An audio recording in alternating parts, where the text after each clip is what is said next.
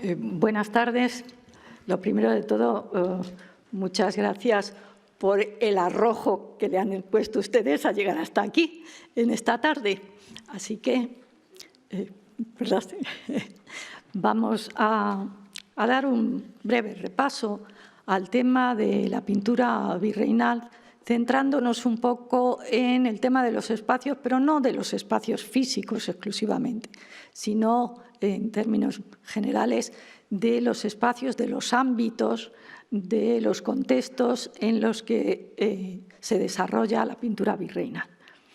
Primero que tenemos que tener en cuenta es que la pintura virreinal, podríamos ampliarlo al arte virreinal en términos generales, pero centrándonos en la pintura, no se desarrolla en un proceso lineal, ni muchísimo menos. Vamos a intentar ver cómo la complejidad y las múltiples variantes que se dan, temáticas por un lado, pero también de intérpretes y también de destinos, de clientelas, hace que la pintura virreinal, como les digo, no se pueda seguir de una manera lineal ni tampoco tenga su punto clave exclusivamente en los aspectos de tipo estético. La pintura virreinal aporta muchos elementos de los que vamos a apuntar en esta tarde algunos de ellos. Lo primero que quiero que reflexionemos brevemente es precisamente sobre la denominación pintura virreinal. Bueno, es fácil advertir que nos referimos a la pintura que se realiza durante el periodo hispano de América, de los virreinatos españoles en América. Pero tenemos que tener en cuenta también una cosa: en ese mismo periodo, en el Imperio Español, había otros virreinatos. De hecho, en diferentes momentos cronológicos, el Imperio Español tenía virreinatos, es decir, la organización político-administrativa por la vía del virreinato en Aragón, Cataluña, Valencia, Baleares, Nápoles, Sicilia y Cerdeña. Cada uno de ellos era un virreinato, más los dos virreinatos americanos en principio, el virreinato de la Nueva España y el virreinato del Perú, aunque a finales, ya durante la segunda mitad del siglo XVIII, se dividirían y tendríamos el virreinato de la Nueva Granada y el virreinato de La Plata. Sin embargo, si reflexionamos un poco, nos damos cuenta que nunca llamamos a la pintura que se hace en Nápoles en el periodo virreinal, no la llamamos pintura virreinal, ni a la que se hace en Cataluña, ni a la que se hace en ninguno de estos virreinatos, digamos, europeos, ¿no? Peninsulares e italianos. Eso nos indica algo, que estamos ante algo diferente. ¿Dónde radica la primera diferencia? Pues también es muy sencillo de detectar. En cualquiera de estos virreinatos europeos nos damos cuenta que la pintura que se hace durante el periodo en el que son virreinato pues pertenece a la misma tradición que la que se hace antes y la que se hace después. Es decir, nos movemos en la tradición europea, occidental y la religión dentro de los parámetros de la cultura judeocristiana. No hay alteración.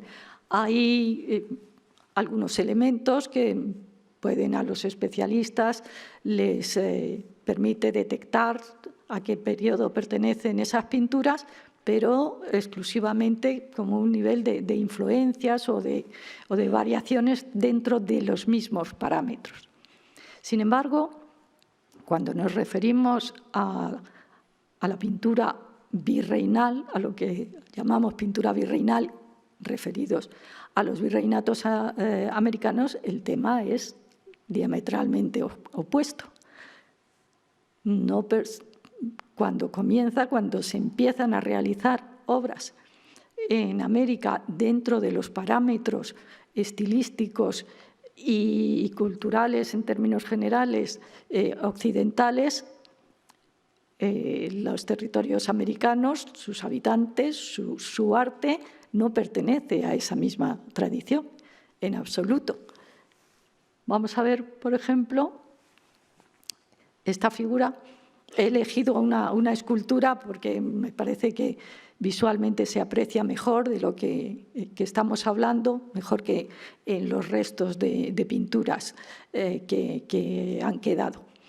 Nos encontramos con que a través de la abstracción, de la superposición de imágenes, vamos a ver, digamos, esta figura es la que se conoce como la Coatlicue, y es la diosa madre del panteón azteca, y tiene una serie, su nombre es la que lleva la falda de serpientes, ¿no?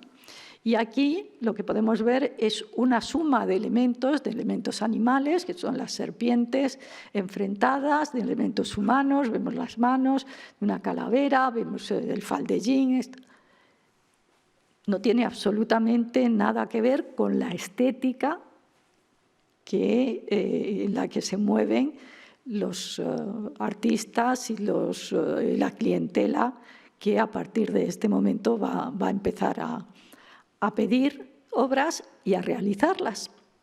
Entonces, eso es, desde mi punto de vista, la gran diferencia entre unos virreinatos y otros. Estamos en una tradición completamente ajena y lo que se va a hacer va a ser construir una nueva sociedad, pero una nueva sociedad desde los cimientos, porque lógicamente, así como el mayor porcentaje del arte europeo es un arte vinculado con la religión, lo mismo sucede en el mundo americano. En el mundo americano, la mayor parte de su arte, de su escultura, de su pintura, en el caso en que los hay, de los trabajos en oro, etcétera, están vinculados con sus creencias. Por lo tanto, es muy importante ser conscientes de esta diferencia. ¿Qué sucede? Pues que, lógicamente, al mismo tiempo que se van a empezar a introducir esas formas estéticas nuevas, ese arte de tipo humanista que está, por un lado, muy vinculado con la realidad de lo que se ve, con la naturaleza, con la figura humana, con esto, no tiene significado en el mundo prehispánico, en el mundo del contacto en el que nos estamos situando. ¿Y de qué manera se va a transmitir todos esos repertorios de imágenes que van a estar ligados, claro, al gran argumento de la conquista y de la colonización de América, que es el tema de la evangelización? El tema de la evangelización hace que, naturalmente, desde el primer momento, y ahí es donde quería que fueran ustedes conscientes de que van a cambiar en paralelo, van a cambiar las creencias y al mismo tiempo las imágenes que las sustentan, ¿no? En este grabado que acompaña una de las obras de un cronista, de uno de los cronistas religiosos, de Fray Juan de Torquemada, se puede ver fácilmente cómo se comienza a realizar esta transposición, digamos. Por un lado, la evangelización a través de los sermones. Vemos al fraile que está subido en el púlpito y está dando su sermón, pero a los indígenas que están formando el auditorio, ¿no? Pero lo que nos interesa en este caso es cómo él mismo, con una vara, está señalando a una serie de imágenes, de cuadros, suponemos, en los que se está basando para las descripciones de los temas que está realizando. No es algo novedoso para la propia cultura occidental, lo novedoso es para las culturas americanas. Sabemos, porque siempre además nos referimos a ello, ¿no? Las pinturas en las iglesias, incluso las esculturas, incluso los relieves, es lo que llamamos la Biblia de los pobres, ¿no? La Biblia de los iletrados. Eso se había usado ya durante mucho tiempo y se seguiría usando en Europa y en España, como es lógico. Eso se retoma. Lo curioso es que la mayoría de las órdenes religiosas que comienzan todo el tema de la evangelización se atribuyen ellos mismos, los franciscanos, los agustinos. Pues nosotros fuimos los primeros que en América utilizamos estas fórmulas. No necesariamente hay esa prioridad, como digo, es algo que era común por completo y que, por lo tanto, se renueva en el mundo americano. Entonces, nos encontramos con que al principio, y hay una frase que me gustaría leerles, que me parece muy interesante, de un investigador peruano, de Juan Carlos Estensoro, que dice que al principio fue el cristianismo el que debió amoldarse a la tradición indígena para asirla y poder ser aceptado por ella. Efectivamente, al principio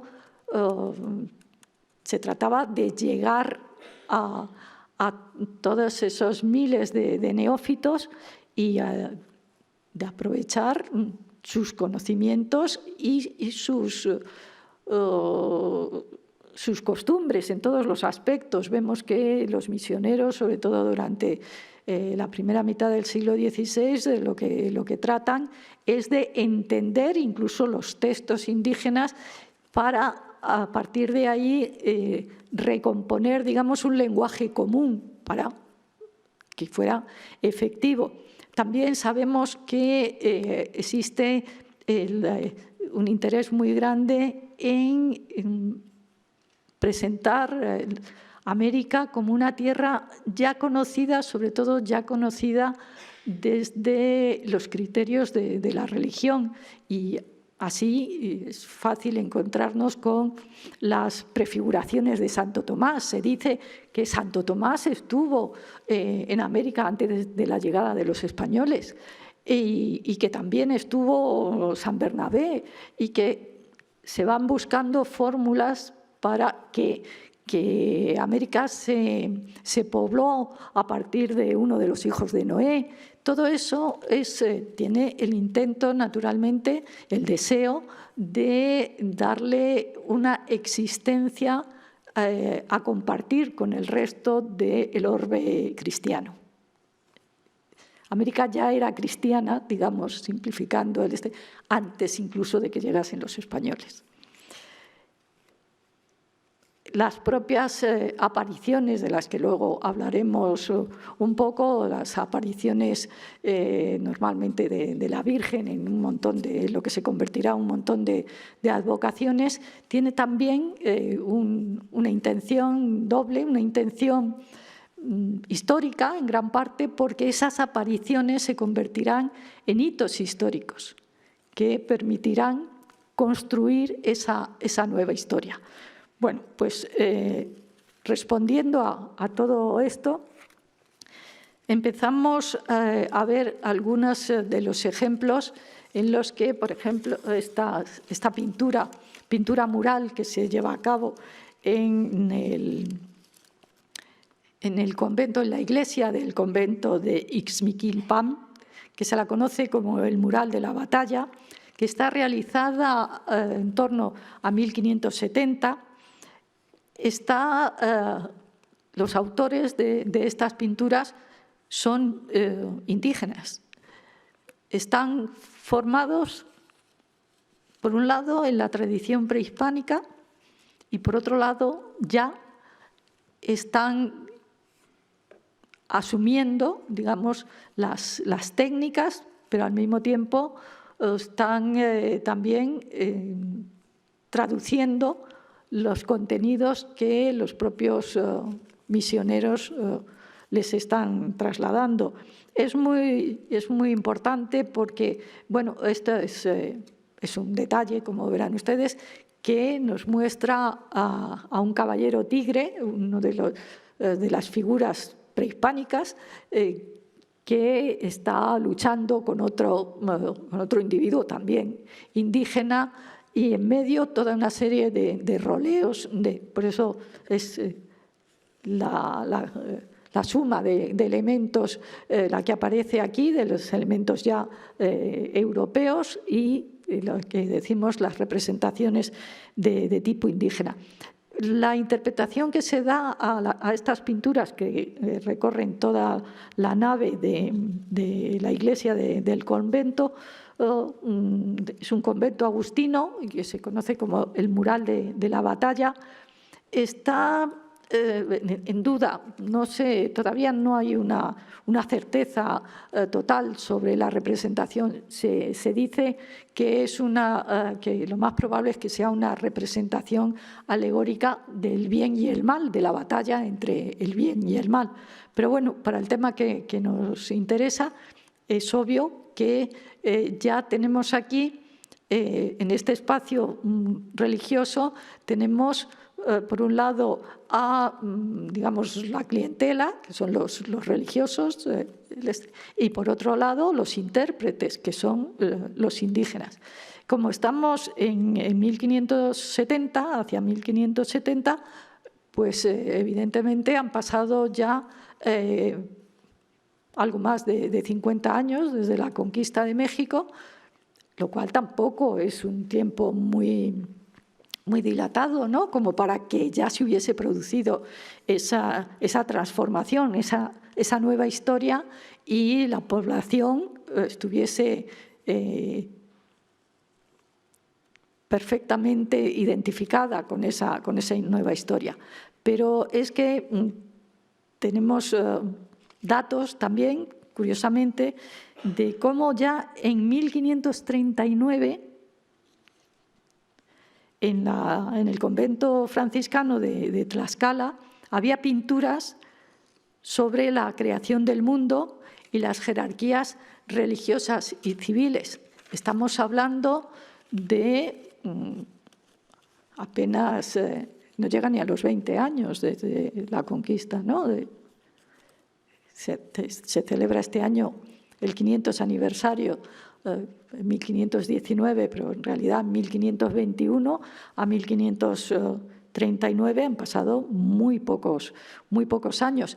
Más aún, si nos acercamos más todavía, sabemos que entre 1526 y 27, Fray Pedro de Gante funda en la Ciudad de México el Colegio de San José de Belén de los Naturales. Inmediatamente lo que quiero que perciban es cómo la rapidez con la que se va a apoyar la construcción de esa nueva historia y el afianzamiento de la evangelización y de la preparación para esa nueva sociedad que ya se está creando, se produce con una celeridad enorme. Tenemos incluso que en 1557 ya se crea el gremio de pintores. El gremio de pintores, que son los pintores españoles que ya están llegando a México, al Virreinato. México en estos momentos es solamente la capital, ¿no? Estamos llegando al Virreinato de la Nueva España. Estamos asistiendo desde lejos, pero estamos asistiendo a un proceso que no se da en ningún otro sitio, ni con la intensidad ni con la rapidez que se está dando en América. Si teníamos en la pintura mural anterior, podemos ver ejemplos como este, que es el sotocoro, la parte baja del coro de otra iglesia, la iglesia de la Asunción de Nuestra Señora, de Tecamachalco, perdón, que es donde un artista, un tal Juan Gerson, realiza estas escenas del Antiguo Testamento. Pero lo curioso es que están realizadas sobre papel de amate pegado al techo. El papel de amate es en el que los indígenas realizaban sus códices. El papel de amate no es materialmente, no es un material que haya llevado los artistas españoles, sino que es algo que aporta el mundo indígena. Primero, se creyó, a principios del siglo XX, se creyó que el tal Juan Gerson era un pintor incluso flamenco por el nombre. Y así lo publicaron pues, los especialistas de ese momento, ¿no? Hasta que de pronto apareció en los documentos de Tecamachalco, de la población, que había un Juan Gerson indígena, que había tomado el nombre de su patrón o de alguien con quien tenía relación. Y por lo tanto eso hizo cambiar por completo la percepción de estas obras. Sin embargo, ahora otra vez se está poniendo en tela de juicio si era realmente un indígena o un europeo. Lo que quiero decir con esto es un poco, retomando lo que les decía al principio, que no nos vamos a encontrar nunca con algo lineal. Vamos a encontrar siempre en la pintura virreinal que se van a superponer situaciones especiales. Nos vamos a encontrar con clientes indígenas que contratan a artistas españoles o con españoles o criollos que contratan a artistas indígenas o indígenas que se hacen representar, todo eso lo vamos a ver ahora, indígenas que se hacen representar a sí mismos como donantes.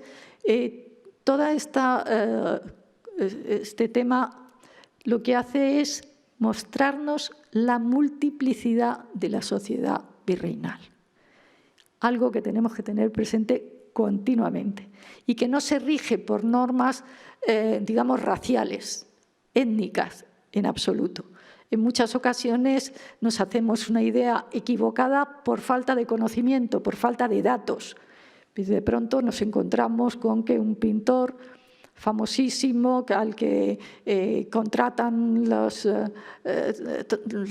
catedrales, los cabildos de las catedrales más importantes del virreinato, resulta que es un mulato y legalmente no tenía permiso para convertirse en un pintor oficial y examinado y en un maestro examinado y examinando él a los demás, y sin embargo existe.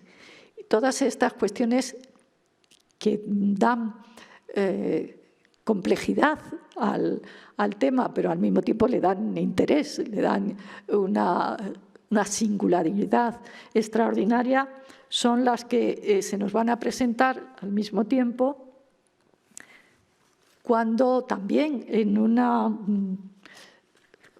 fecha muy temprana, decíamos que en 1539, en este caso lo sabemos porque es de las pocas piezas hechas en plumaria que está fechada. Que está dedicada al Papa Pablo III, que sale precisamente de esa escuela de San José de los Naturales a la que me refería antes.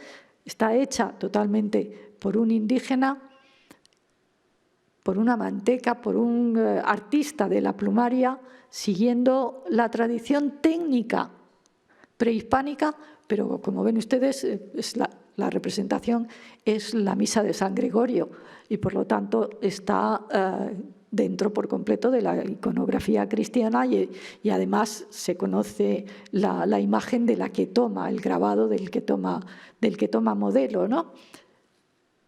Es algo que tiene mucha importancia, este tema del arte plumario, porque, por ejemplo, Fray Bartolomé de las Casas, cuando describe la técnica plumaria, cuando hace que el estilo de esa técnica, la perfección de esa técnica, hace descansar ahí el hecho de que los indígenas tienen una inteligencia igual a la de los demás, porque son capaces, y uno de los ejemplos que pone es eso, son capaces de realizar unas obras artísticas tan hermosas y tan perfectas como pueden ser otras. Entonces, todos estos elementos que luego pasan a ser, digamos, elementos exóticos, que se van degradando artísticamente, lamentablemente cuando van desapareciendo las generaciones de artistas diamantecas, de artistas que han sido formados en las escuelas prehispánicas, y sus continuadores, pues va perdiendo muchísimo en calidad. Pero podemos encontrar que en muchos inventarios españoles de nobles y de personas que no son tan nobles, aparecen pequeños cuadritos realizados con la técnica plumaria. Son cuadritos, ya como es lógico, con temas religiosos, con temas tomados de la iconografía cristiana, pero las técnicas evidentemente son las que eran tan importantísimas en el mundo prehispánico. Hay que tener en cuenta una cosa, que en las esculturas prehispánicas, los ídolos, fueron en su mayor parte destruidos. De hecho, pues llegaron muy pocos hasta nosotros por una razón muy sencilla. Porque eran representaciones de ídolos. Al principio les recordaba a ustedes que el contenido religioso del arte prehispánico es tan fuerte como puede ser el del arte español, y por lo tanto lo que entraba en contradicción era, y lo que generaba la destrucción era lo que representaban, no el cómo lo representaban. La fealdad a la que se refieren continuamente los misioneros, refiriéndose a los ídolos, es esa fealdad que le transmite la maldad de esos ídolos. Si recuerdan ustedes, siempre que se representa, por ejemplo, Cristo entre los sayones, que le están azotando, eso, siempre los sayones son personas, digamos, de una gran fealdad. La fealdad y maldad se unen totalmente. Entonces, en ese caso, esa es la motivación de toda la extensísima destrucción que se hace. Con relación a los temas que se representan en oro o plata, ahí el tema es otro. Lo que prevalece es el valor del oro y la plata, y lo que se hace es fundirse. Y con la plumaria, ¿qué sucede? Porque se envían muchas piezas de plumaria prehispánica y se ha conservado una ínfima parte. Ahí el peligro es su fragilidad. Y lo que sucede es que se destruyen con el paso del tiempo. Es de una extraordinaria fragilidad, son pequeñas plumitas de quetzal pegadas, que lo que hacen es la función que hacen los pigmentos en la pintura europea, ¿no? Bueno, pues al mismo tiempo que estamos viendo cómo los indígenas están participando, están, como decía Estenssoro, interviniendo en la construcción de esta sociedad como intérpretes, al mismo tiempo también lo hacen como protagonistas. como protagonistas, por ejemplo, en este interesantísimo cuadro que está representando el bautizo de los caciques de Tlaxcala. Los caciques, Tlaxcala es la población que se alía con Cortés y le ayuda a la conquista de México, Tenochtitlán, a la conquista del Imperio Azteca. El cacique de Tlaxcala se le bautiza antes de la entrada en México, Tenochtitlán, o sea, antes, digamos, de la victoria, y así como en la noche triste salen de la capital azteca huyendo los españoles y los tlaxcaltecas. El número de tlaxcaltecas que se cree que participaron era más de 4.000 individuos, ¿no? Luego ayudan a Cortés otra vez a reconquistar ya definitivamente la capital del Imperio Azteca. Entonces, aquí está esta representación del bautismo del cacique, donde se puede ver al propio Cortés como padrino, tras él doña Marina, y delante, al pie del lienzo, una serie de conquistadores españoles de los que participaron, digamos, en la ceremonia. Esta obra es de finales del siglo XVII, es decir, ha pasado más de siglo y medio desde que se produjeran esos acontecimientos. Ya había representaciones anteriores y también representaciones de otros bautismos de indígenas, este tipo.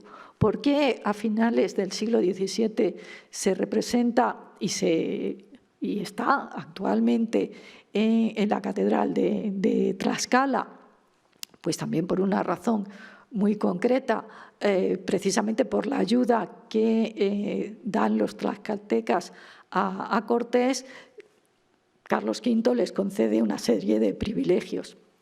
Entre esos privilegios está el nombramiento de Tlaxcala como ciudad, la concesión del... Perdón. Sí, la concesión de una serie de privilegios, entre ellos el escudo de armas, perdón, que me había atascado. Y la dependencia directa del rey,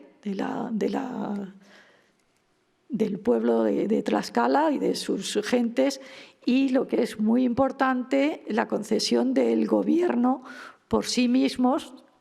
Personas de su propia comunidad son las que tienen que llevar a cabo el gobierno. Esos son una serie de privilegios que les concede Carlos V como primera sede del cristianismo novohispano, del cristianismo.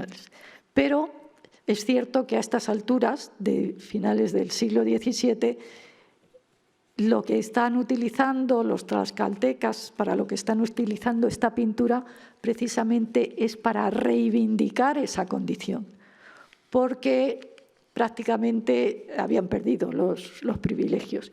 De hecho, el gobierno de la ciudad estaba en manos de criollos o mestizos y estaban desplazando a los propios descendientes de los caciques originarios. Entonces, entramos ahora, como si dijésemos, en otro espacio, no, como les decía antes, no como espacio físico, pero sí como espacio simbólico, otro espacio en el que los indígenas son protagonistas de esa pintura, precisamente como documentos. Si comentábamos antes que los propios frailes reconocían que las pinturas en muchas ocasiones eran más útiles para que los propios sermones, podemos decir que también en muchas ocasiones las pinturas van a ser más útiles para determinadas reivindicaciones que los propios documentos. Por eso van a aparecer muy a menudo con temas que no son nada comunes a los temas, digamos, que pertenecen a la iconografía religiosa cristiana tradicional. Son temas completamente nuevos. La iconografía tradicional llega también, como es lógico, a América y también llega de mano de artistas europeos. En este caso se conjugan varias cuestiones. El autor es Bernardo Vitti, un italiano, pintor de profesión, pero al mismo tiempo pertenece a la Orden de la Compañía de Jesús. Es un jesuita al que reclaman sus superiores para que se dirija a Perú, precisamente en función de los mismos principios de los que hablábamos, porque, dice sus superiores al reclamarle, porque las imágenes, porque se sabe que los indios son muy proclives a recibir los mensajes mejor a través de las imágenes que a través de la palabra o de los textos. Y entonces Bernardo Vitti, que es un artista formado, como les decía, en Italia, se traslada a Perú y va a trabajar no solo en Lima, sino en numerosísimas poblaciones donde hay conventos y centros generalmente de la Compañía de Jesús. Por lo tanto, ahí va a ser él el que, podríamos casi decir, uno de los padres de mayor responsabilidad, digamos, en la formación de las escuelas pictóricas locales, ya locales de Perú. Y al mismo tiempo tenemos también otro tema, es el tema cronológico, el tema de la adecuación de la cronología a determinados temas que supuestamente van desapareciendo con el paso del tiempo. Pues también tenemos que tener presente muchas veces que en América, en la pintura americana, no va a suceder eso, sino que va a haber una especie de atemporalidad con los temas y los vamos a ver desde el siglo XVI hasta los primeros años del siglo XIX. Y uno de esos temas, que es lo que nos da tiempo a hablar ahora de ello, es precisamente el tema de las postrimerías, del juicio final. El juicio final es tan importante que Guamán Poma de Ayala, a principios del siglo XVII, dice que en todas las iglesias debería de haber una representación de las postrimerías. Y pues podemos decir que casi debió de ser cierto por la cantidad que han llegado hasta nosotros y la cantidad que se han perdido. ¿Por qué es tan importante? Bueno, porque es un tema fundamental en el ámbito de la evangelización. Y la evangelización tampoco se acaba en el siglo XVI, ni muchísimo menos, sino que se alarga durante los 3 siglos. Por lo tanto, van a estar compartiendo, digamos, intereses artísticos, intereses pictóricos, incluso intereses dispares, estéticos, a lo largo de todo este periodo. Aquí tenemos una representación precisamente de uno de los pintores indígenas, de los pintores andinos más famoso, Diego Quispetito, con el juicio final. El juicio final, que evidentemente cuando son reproducciones con muchos personajes, como es este caso, entiendo que es difícil de ver desde donde están ustedes, pero son una enorme cantidad de figuras que están en el infierno, en el purgatorio, en el cielo, y ahí ya aparecen también figuras de indígenas, figuras de incas, figuras de caciques, al mismo tiempo que aparecen también figuras de españoles que están siendo condenados o que están siendo salvados. Esta es otra, Quispetito, la representación es del siglo XVII.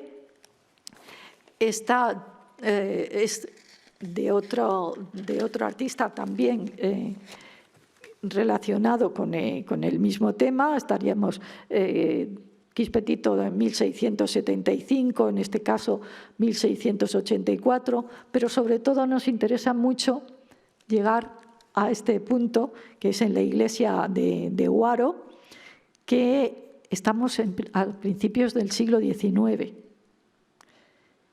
Continúa el tema de las postrimerías, el tema del juicio final, continúa siendo fundamental para la evangelización. Luego, por lo tanto, persiste. Luego, por lo tanto, se da esa atemporalidad temática a la que me refería. Y de qué otra manera también la población indígena, sobre todo, como es lógico, la nobleza indígena, se incorpora a esa sociedad, porque se incorpora y quiere hacer valer, lo mismo que decíamos, que en el caso de los caciques de Tlaxcala querían hacer valer su condición de aliados de los españoles y los privilegios que se les habían concedido, pues en el resto de América sucede lo mismo en determinadas situaciones. En este caso estamos ante una pintura interesantísima que se encuentra en la Iglesia del Triunfo junto a la Catedral de Cuzco. El tema que se representa es el descenso de la Virgen del Sunturquasi. Casi un siglo antes ya se había realizado la representación de este mismo tema, digamos, en la versión original. La versión original lo que dice es que, estando Pizarro acosado por las tropas incaicas, de pronto se aparece la Virgen, están en el Sunturquasi. De pronto se aparece la Virgen y gracias a esa aparición, a esa intervención divina, pues se revierte la situación y Pizarro vence a los incas, ¿no? En este caso, lo curioso, podríamos decir, es que precisamente se retoma esa iconografía, pero ha desaparecido toda referencia a Pizarro y a la batalla, y ha sido sustituida por 3 caciques indígenas y sus esposas, que aparecen con las velas y como patronos y como oferentes hacia la Virgen de ese tema. ¿Qué es lo que está sucediendo? Bueno, pues está sucediendo que los caciques que están integrados en la estructura social virreinal quieren hacer valer ese papel suyo. Ellos se manifiestan como parte integrante de la sociedad cristiana. Eso no es óbice para que vayan vestidos con sus, con sus trajes tradicionales, ¿no? Con la versión de los trajes tradicionales ya pasados también por la moda criolla. Y entonces lo que sí es un elemento muy interesante, ahora vamos a ver algún detalle de ello, es que en todos los casos en los que se produce esta situación, porque existen muchos cuadros en los que aparecen como donantes y figuraban en las iglesias, ¿no? La advocación que fuese, y abajo normalmente la pareja, el matrimonio, donantes que pueden ir o no vestidos a la española, pero que muchas veces se ve que son indígenas por el tono de la piel y sobre todo también por el peinado, ¿no? Eso enseguida permite verlo. Pero es eso, es esa reivindicación también. No es una reivindicación en contra de, sino reivindicación del papel que ellos juegan precisamente en esa sociedad. Incluso en el mundo andino se realizan retratos de este tipo, retratos. Es una colla, una de las mujeres, digamos, pertenecientes a la nobleza, a la descendencia incaica, que se hacen retratar con la indumentaria y con una serie de elementos que son propios de la cultura indígena. Ella va vestida con la yigya, el aksu, va acompañada precisamente por ese personaje pequeño, ese enano que va detrás de ella, que aparece continuamente. Tiene esa... Perdón, no, esta construcción que en realidad es una referencia a Cuzco, porque en el escudo de Cuzco aparece y todos los elementos, los tocapus, los símbolos que aparecen en su ropa, aunque la manera de llevarla, esto ya ha sufrido una importante transformación, pero fueron, podríamos decir, habituales retratos de este tipo, lo mismo que los retratos masculinos de este tipo, pero que en este caso le vemos completamente vestido a la española, pero lo que sí lleva es en la cabeza digamos, la corona incaica, ¿no? Con la borla y todos los elementos. Pero al mismo tiempo, casi pegando a esa corona, lo que tenemos es el escudo que le ha concedido el rey a este personaje. Que les voy a decir que se llama Marcos Chihuán Topa, y son retratos de 1750 aproximadamente, de los pocos que se conservan. ¿Por qué se conservan pocos? Pues porque precisamente en estas fechas el rey nombró un visitador, José de Areche, que se trasladó a Perú y dio una orden de que se destruyesen todos los cuadros precisamente en los que apareciesen los individuos con sus trajes, como decían, de la gentilidad, ¿no?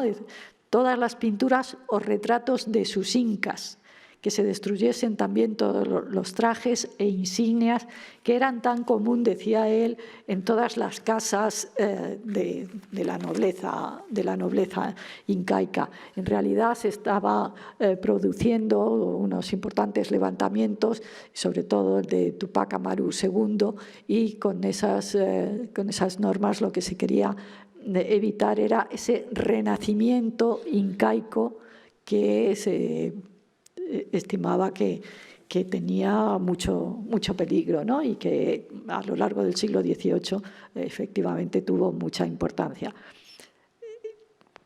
Con ello lo que vemos es que esa diversidad de manifestaciones de la presencia indígena en la cultura y en la pintura virreinal es, como les digo, muy diversa. Al mismo tiempo que se estaba realizando todo este tipo de obras, también se están realizando otras obras que tienen otro destinatario y que están realizadas también tanto por artistas peninsulares como por criollos como por indígenas. La temática general de estas obras pues van destinadas, son también, podríamos decir, alegatos, reivindicaciones, documentos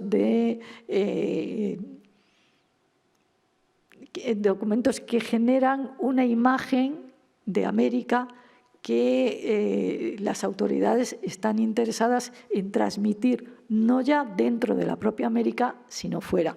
En ese sentido, hay una serie de obras como la que tenemos aquí delante, que es el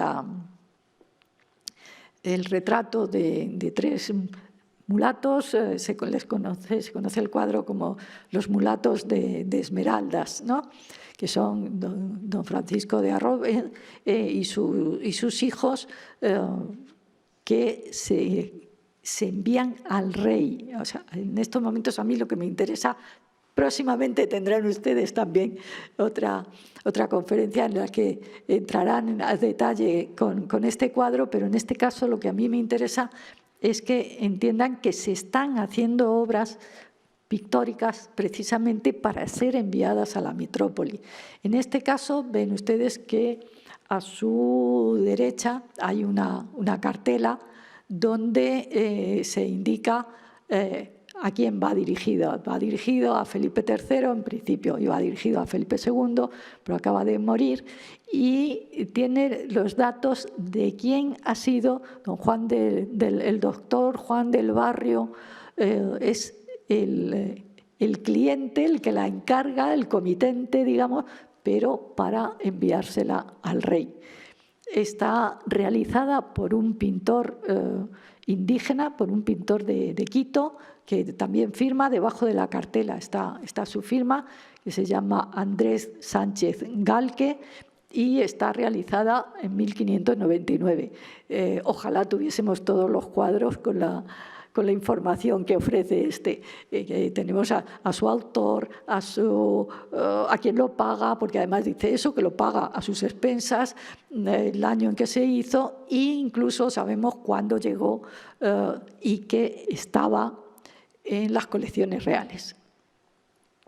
En las colecciones reales, que era su lógico destino, donde permanece hasta la creación de este museo, del Museo del Prado, que pasa a las colecciones del Museo del Prado, junto a otros, por ejemplo, perdón, esta es la cartela, ¿no?, para que vieran bien cómo es el doctor Juan del Barrio, Sepúlveda,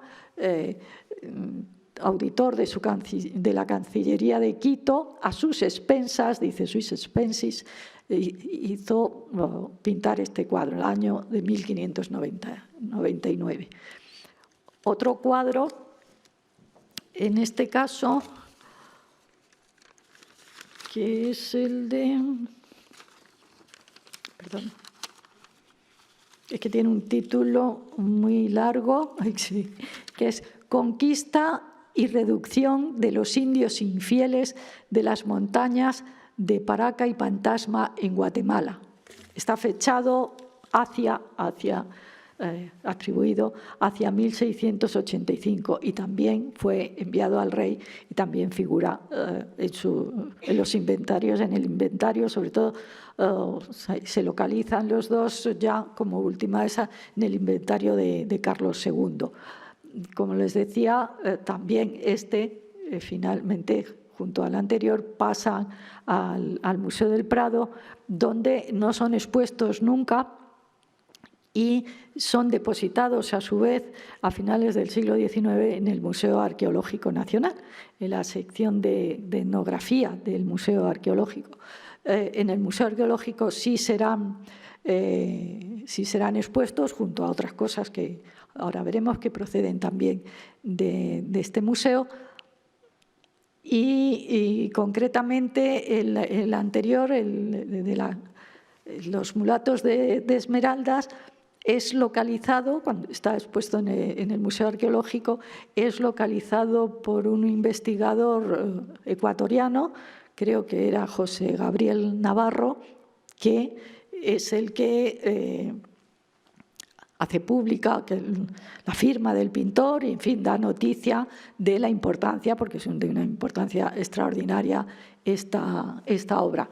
Primero están en el Museo Arqueológico como parte de sus fondos, y a partir de 1941, cuando se crea el Museo de América, pasa el depósito al Museo de América, pero como durante muchos años, hasta 1965, el Museo de América está provisionalmente montado en el Museo Arqueológico, pues siguen allí hasta ese momento. A partir de entonces, a partir de 1965 hasta la actualidad, los pueden ver ustedes en el Museo de América. Dentro de esa misma línea de mostrar lo bien que se está haciendo, lo bien que se ha conseguido la evangelización, lo bien que se ha conseguido incorporar a las poblaciones rebeldes, a incorporarlas a la nueva sociedad, y que es un interés. Recuerden ustedes, por ejemplo, que desde los primeros momentos, pues el propio Colón y los primeros descubridores escribían sus informes, siempre eran muy positivos, siempre decían, no, tenemos noticias de que hay una gran cantidad de oro un poquito más allá de donde nos hemos quedado hoy. Tenemos noticias de que hay una enorme cantidad de perlas en tales sitios.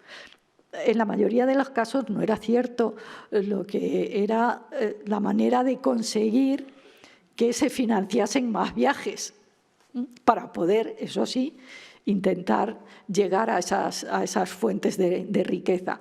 Pues con estos temas muchas veces pasa algo muy parecido.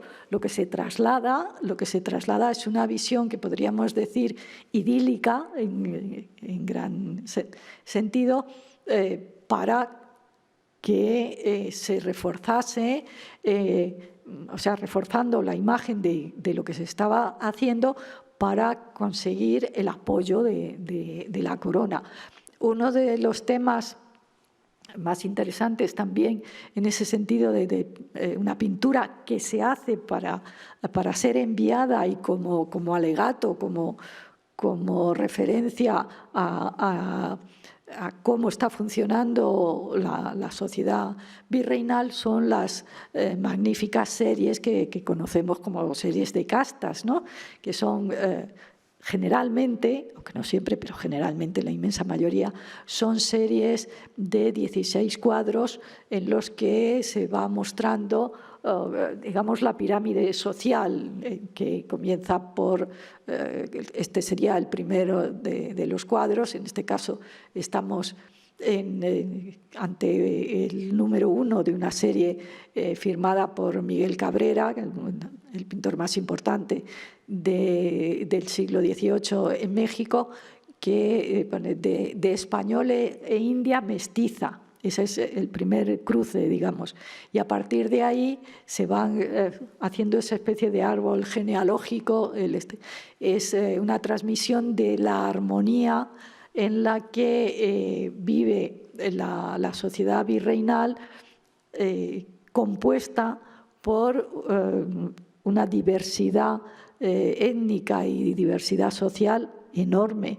Entonces, el modelo, digamos, es lo que se representa en estas series, que, por otro lado, son las que mejor y con más detalle transmiten lo que es la sociedad, la parte material de la sociedad virreinal. Ahí podemos ver por primera vez muchas representaciones que en otro tipo de pinturas no conseguimos ver, relacionadas con las indumentarias, los productos,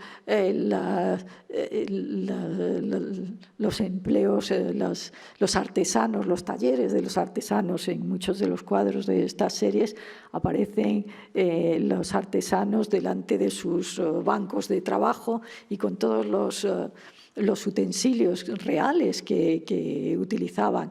Y lo mismo puede haber sombrereros, que calceteros, que barberos, que incluso que pintores, que todo tipo de artesanos. Están mostrando también ese periodo de gran actividad artesanal, de gran actividad económica, podríamos decir. Entonces, seguimos con ese otro espacio que estamos hablando de el envío hacia la metrópoli y muy especialmente hacia el propio monarca, aunque se distribuyen, de hecho, las series de castas llegan a ser muy, muy numerosas y hay una gran cantidad de personajes que las reciben, incluso algunas de ellas se quedan en el propio virreinato. Otro tema también que es muy, muy interesante y que también lo encontramos en las colecciones reales, primero, luego en la colección del Prado, pero que tampoco se exponen, después en el Museo Arqueológico Nacional y hoy en el Museo de América. Es esta serie dedicada, son 24 tablas realizadas con la técnica del enconchado y que están dedicadas a la conquista de México. Están firmadas también por Juan y Miguel González en 1698 y las encontramos en el inventario de Carlos II. Es un momento en el que, por un lado, ya hemos hablado antes de que ese bautismo del cacique de Tlaxcala pertenecía también a este periodo, decíamos de 1680, eso.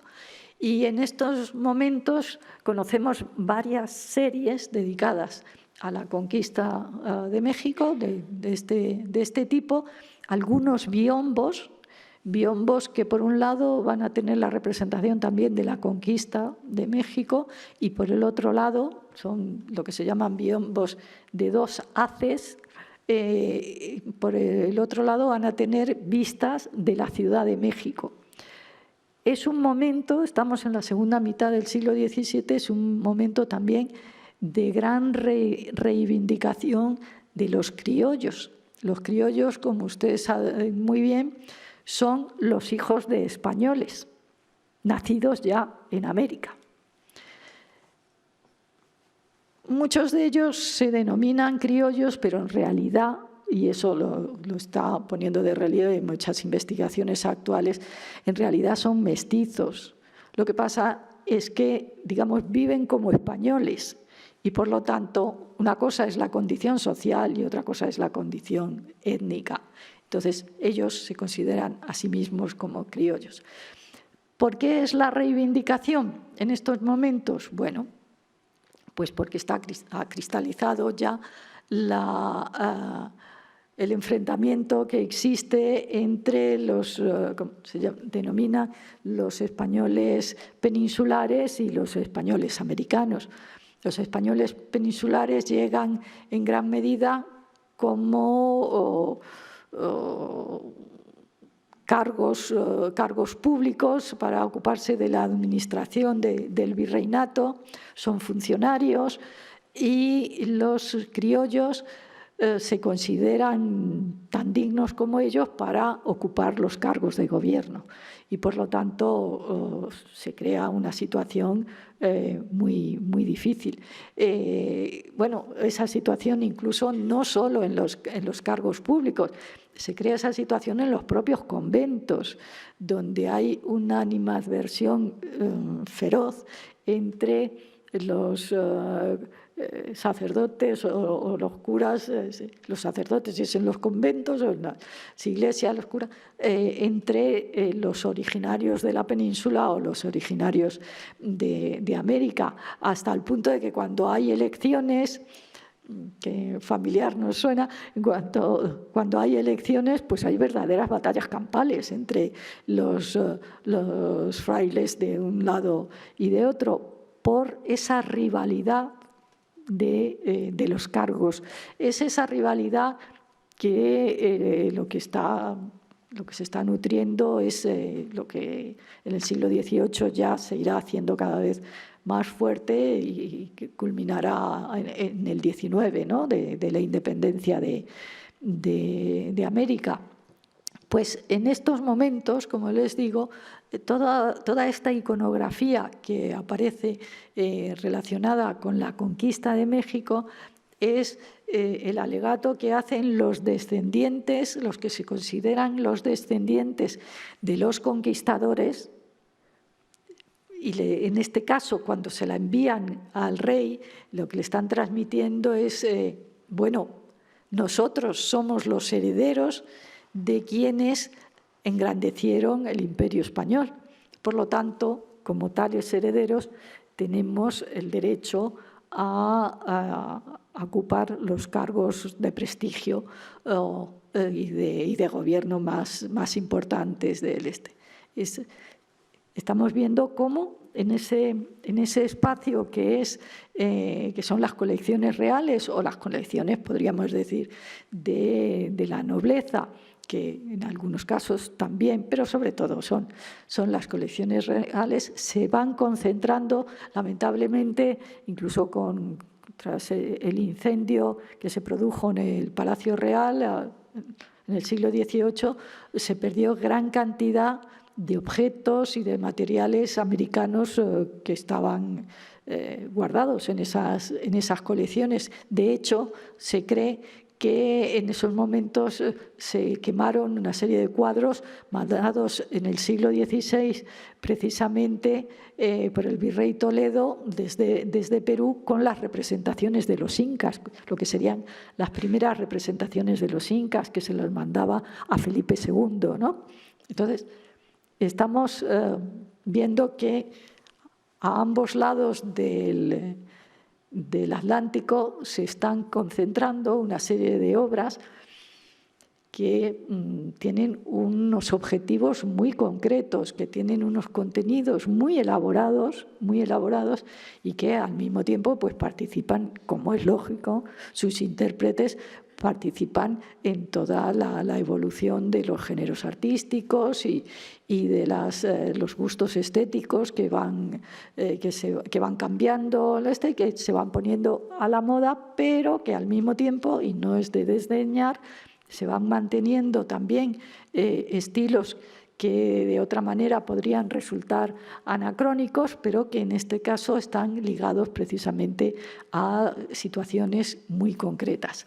También, aunque ya no con estas intenciones de LS, también hay una serie de enconchados también, pero esta vez de 6 cuadros, con el tema de la vida de la Virgen, que también, bueno, siguiendo esa trayectoria que les comentaba de Colección Real, Prado, Museo Arqueológico Nacional y Museo de América, pues se encuentran actualmente en el Museo de América. Curiosamente, como les estaba comentando, que los anteriores cuadros nunca fueron expuestos en el Museo del Prado y, sin embargo, estos de la vida de la Virgen sí, en un momento muy concreto. Un viajero francés se refiere a ellos como vistos en el Museo del Prado. No sabemos por qué se expusieron o por qué luego se retiraron. Es curioso que estos 6 cuadros, en estos últimos años hemos localizado, porque en realidad el inventario de Carlos II se refiere a ellos como 11 cuadros, y sin embargo los que llegaron al Prado y después el otro siguieron este camino han sido solamente 6 más 1 de la Virgen de Guadalupe. Han aparecido en el mercado y en poder de particulares varios de los otros supuestamente 5 o 6 cuadros que faltaban. Estamos ahí intentando saber qué es lo que sucedió desde que estaban en la colección real hasta que aparecen ahora y eran completamente desconocidos. Bueno, eso es una simple anécdota. ¿Qué otros temas nos encontramos en la pintura colonial o hispanoamericana o virreinal, puesto que son sinónimos que se utilizan continuamente, que transita, que nace naturalmente en América, adquiere una extraordinaria importancia, pero transita también hacia España, donde se puede encontrar en centenares de iglesias y de colecciones particulares? Pues nada más y nada menos, claro, que el tema de la Virgen de Guadalupe. La Virgen de Guadalupe, curiosamente, el primer cuadro que se conoce firmado y fechado sobre la iconografía de la Virgen, más las 4 escenas de su aparición, se encuentra en España. Y se encuentra en España, está firmado por José Juárez, un pintor novohispano, en 1656, y está, lo pueden ver ustedes, está en el convento concepcionista de Ágreda, en Soria, y es este que tienen delante de ustedes. Saben que en 1531 se aparece la Virgen al indio Juan Diego, y el indio se dirige rápidamente al arzobispo, a Juan de Zumárraga, al que le cuenta lo que le ha sucedido. El arzobispo le pide pruebas para creerle. El indio Juan Diego vuelve al lugar donde se le apareció la Virgen y le ruega que le dé esas pruebas, y entonces era un espacio como muy seco, muy desértico, eso, y sin embargo surge un rosal y el indio Juan Diego recoge las rosas, las recoge en su capa, en su tilma, que es una especie de manto propio de la indumentaria indígena, que va anudado al hombro, la recoge ahí y vuelve a ver al obispo y la despliega delante de él. Y entonces es cuando precisamente en esa tilma, en esa capa, aparece impresa la imagen de la Virgen de Guadalupe. Se produce naturalmente el milagro que va a dar origen hasta hoy mismo a una iconografía extraordinariamente múltiple y al mismo tiempo icónica, porque la imagen de la Virgen de Guadalupe es inspeccionada en varias ocasiones por pintores en el siglo XVII y en el siglo XVIII, que sacan incluso calcos de la imagen para pintar, sacan calcos de lo que se considera la imagen milagrosa para luego ellos pintarla, y muchas veces ponen el lienzo tocada al original. Incluso es todo un proceso de devoción, y al mismo tiempo, vamos a ver solamente algunos pocos ejemplos, nos vamos a encontrar con esa otra diversidad, porque la Virgen de Guadalupe se introduce en todos los temas, podríamos decir. ¿Por qué es tan importante la Virgen de Guadalupe, no solo para México, sino para toda la cristiandad, podríamos decir, ¿no? Pues también está dentro de la línea de lo que estábamos hablando al principio, que cómo se relaciona la presencia de Santo Tomás o San Bernabé en América antes de la llegada de los españoles, para dar cuerpo a ese continente, cuerpo religioso a ese continente. Pues en este caso la Virgen de Guadalupe, la Virgen con la advocación de Guadalupe, lo que hace es decir, sus autores lo que hacen es decir que tan importante era América que la Madre de Dios decidió aparecerse allí. Entonces, a partir de ese momento, incluso algunas de sus reproducciones, de sus representaciones, digo reproducciones porque son reproducciones exactas del llevan al pie la leyenda en latín de en ninguna parte del mundo sucedió algo parecido. Digamos que es ya el chauvinismo mexicano de la grandeza de lo propio. Esa grandeza de lo propio tiene precisamente en la iconografía guadalupana una extensión enorme y un valor extraordinario. Se van a realizar temas como el que vemos aquí, que es el traslado de la imagen a la primitiva ermita y el primer milagro, ¿no? El primer milagro. Vamos a ver cómo en este caso se produce una apropiación, podríamos decir, del tema por parte de la sociedad criolla, porque evidentemente la Virgen se aparece a un indio, se le declara a Juan Diego que será protectora de los naturales, de los indios siempre, e incluso, fíjense ustedes, cuando vean alguno de los cuadros originales, se le dota de una tez oscura precisamente como referencia, según dicen sus evangelistas, podríamos decir, a que es una mujer indígena, ¿no? Pero, como digo, vuelve a surgir la rivalidad y precisamente la sociedad criolla cada vez se va haciendo más con la imagen, y nos encontramos, por ejemplo, en este estupendo cuadro firmado por Arellano, por el pintor Arellano, en el que se está llevando a cabo, aquí sí que siento muchísimo que el tamaño del propio cuadro y la cantidad de personajes que aparecen no les permita verlo, pero es el festejo del traslado del cuadro a la nueva basílica, la basílica recién construida, que es la que tienen ustedes ahí al fondo, ¿no?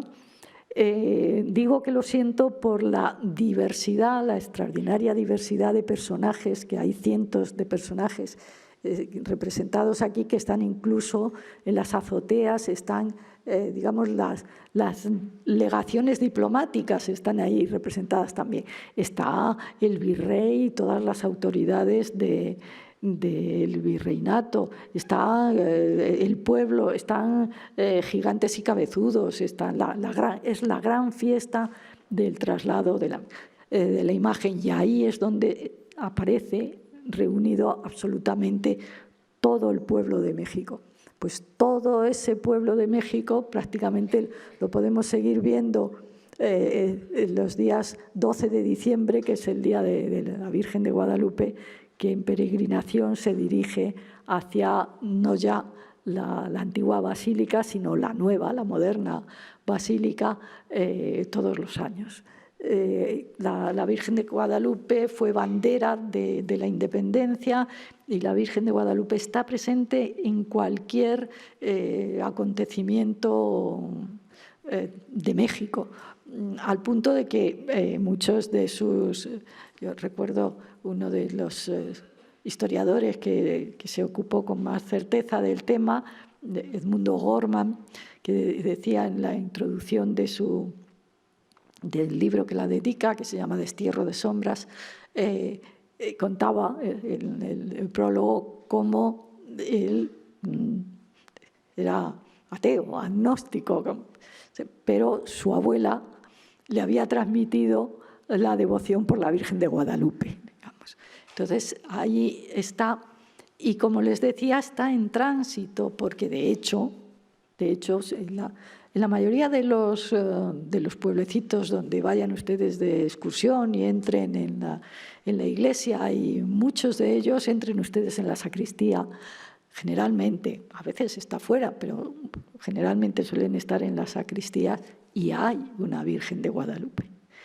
En toda la península, tanto en el norte como en el sur, como en Extremadura, por todos lados, ¿no? Y a lo largo también, incluso del siglo XVIII, todavía se siguen realizando cuadros relacionados con los temas de las apariciones guadalupanas, ¿no? En este caso es El Pocito.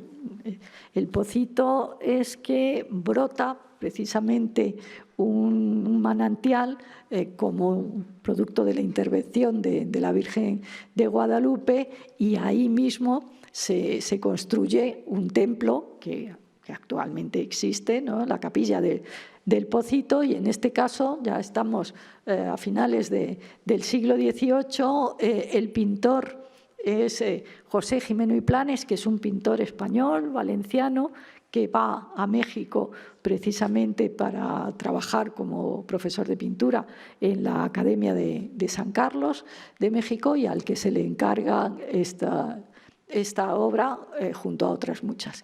Tenemos, por lo tanto, si recapitulásemos un poco, una serie de temas que van teniendo todo un proceso en el que se van entrelazando unos temas con otros, en el que la población indígena, la población criolla, la mestiza, los temas, las reivindicaciones, se realizan a través de la pintura.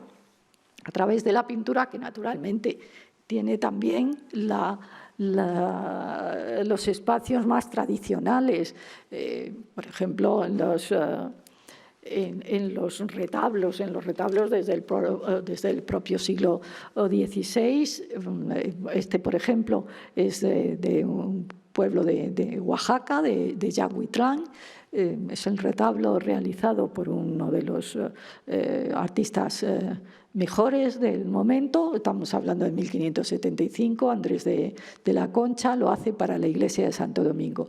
Este retablo lo podríamos ver en cualquiera de las iglesias españolas sin que nos produjera la más mínima... Sí, ay, perdón. Bueno, la más mínima sorpresa, ¿no? Insisto, frente a todo lo demás, al mismo tiempo va a ir desarrollándose esto. Y también nos vamos a encontrar con que dentro de ese capítulo de la exaltación de lo propio van a estar una serie, también en ese último periodo del siglo XVII, va a haber una serie de representaciones de las ciudades, es la cultura urbana.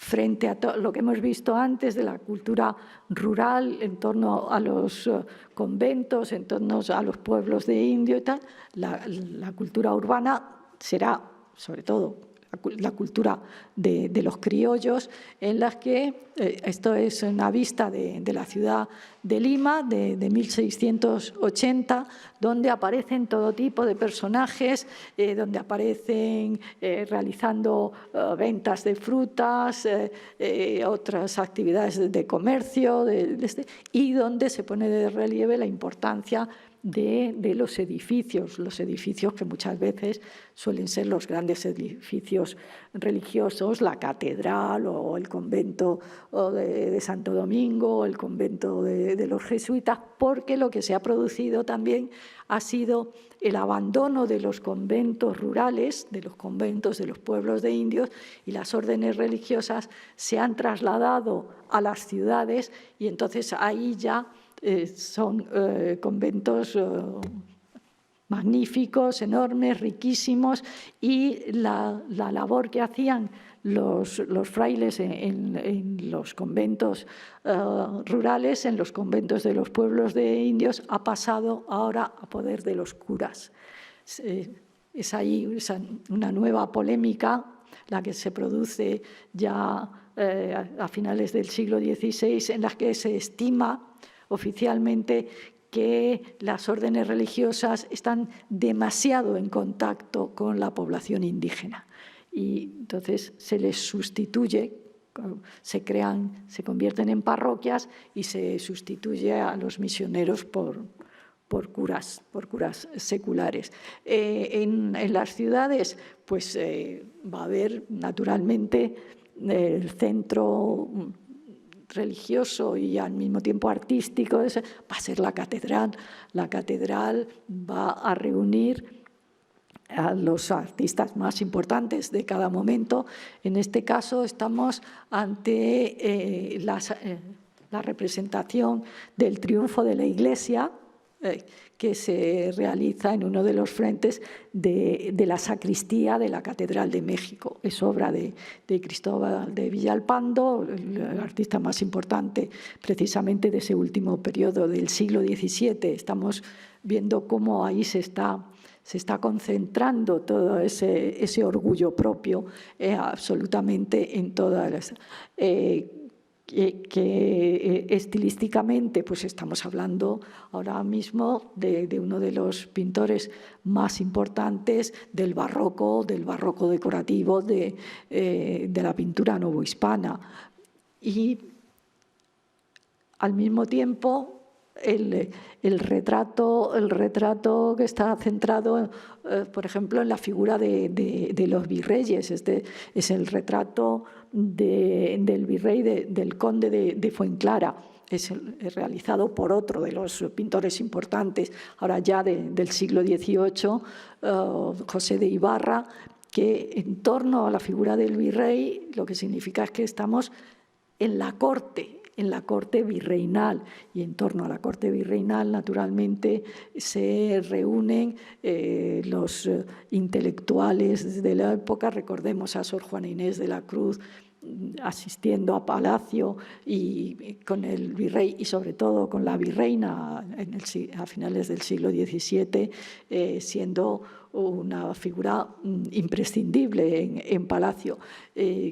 Podemos ver que los retratos de los virreyes, los retratos de sus familiares, tengamos en cuenta que en teoría el virrey no podía estar más de 3 años, luego casi siempre estaban algo más, pero su fecha no podía viajar con su familia para no crear allí situaciones de privilegio. Bueno, pero sabemos que, por ejemplo, el virrey duque de Alburquerque viaja con 100 personas formando parte de su séquito, familiares, criados, amigos, todos.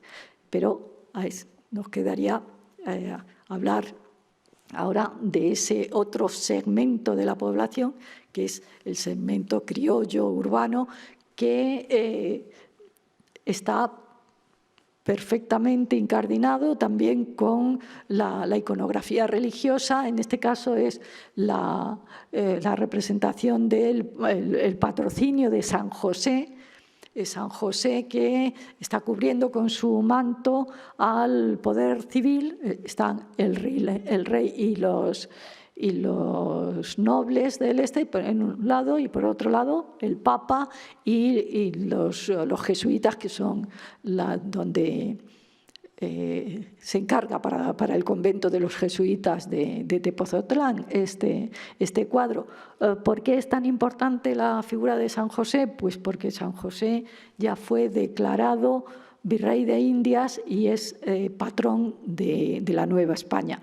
Por lo tanto, es una figura que también la podremos encontrar en una enorme cantidad de cuadros, que está actuando como protector.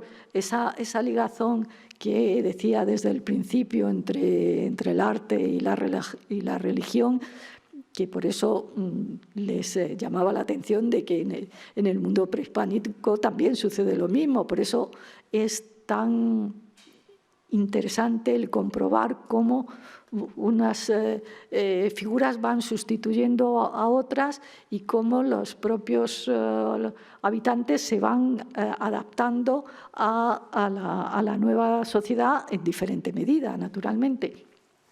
Y tendríamos el retrato femenino. El retrato femenino también es muy curioso, y también les van a hablar próximamente de un retrato femenino muy interesante. El retrato femenino en el siglo XVI y el siglo XVII casi no existe en América. Existe vinculado precisamente como donantes, ¿no? Las figuras aparecen, lo que les decía antes, están a ambos lados de la imagen sagrada, están el marido y la mujer. Y sobre todo existe retrato masculino, porque es el retrato en función del cargo. Pero como la mujer no ostenta ningún cargo, pues no. De hecho, en México pues se conocen 4 o 5 retratos individuales de la mujer y mucho menos de cuerpo entero. Ahora ya estamos en el siglo XVIII y hay muchos más retratos, sobre todo femeninos, pero todavía en muchos casos aparecen vinculados a las temáticas religiosas. Y ya como última imagen, mostrarles este este precioso biombo que está representando una fiesta en un jardín de la Ciudad de México, ¿no? Un sarao, como se llama el biombo, como se le titula el sarao, ya del siglo XVIII, en el que las modas borbónicas,